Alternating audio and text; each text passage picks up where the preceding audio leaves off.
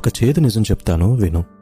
ఒకవేళ నువ్వు పైకి పోయావనుకో, అదే చనిపోయావనుకో, నీ బంధువులొచ్చి మొదటిగా అడిగేది చనిపోయి ఎంతసేపు అయింది, అంత్యక్రియలు ఎప్పటికైపోతాయి అని.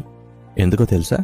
నువ్వు పోయావనే బాధ కన్నా ఎంత త్వరగా ఇక్కడి నుండి వెళ్ళిపోవాలా అనే ఆలోచనే ఎక్కువగా ఉంటుంది. స్నేహితులేమో కొన్ని రోజులు నీతో దిగిన ఫోటోలను ఇన్స్టాలోని వాట్సాప్లోని మిస్ యూరా అంటూ హల్చల్ చేస్తారు. కొన్ని రోజులకి వారి రోజువారీ జీవితంలో మునిగిపోయి మళ్ళీ యథావిధిగా నవ్వుతూ నవ్విస్తూ వారి వారి రొటీన్ లైఫ్లోకి వెళ్ళిపోతారు. నువ్వు ప్రాణంగా ప్రేమించిన వాళ్ళు ఇంకొకరి ప్రేమలో ప్రయాణం సాగిస్తారు. నీ కుటుంబం అందరికన్నా ఎక్కువ బాధను చూస్తుంది, కానీ సమాజం కోసం మేం బానే ఉన్నాం అంటూ నవ్వు నటిస్తారు. నిజం ఏంటంటే ఈ ప్రపంచం మనలో ఏ ఒక్కరి కోసం కూడా ఆగదు. అందుకే చీకు చింత ఉండనే ఉంటాయి. నీకోసం పోరాడు, నీకోసం బ్రతుకు, నీ గురించి నువ్వు జాగ్రత్తలు తీసుకో. ఎందుకో తెలుసా? నువ్వు పోయాక నీ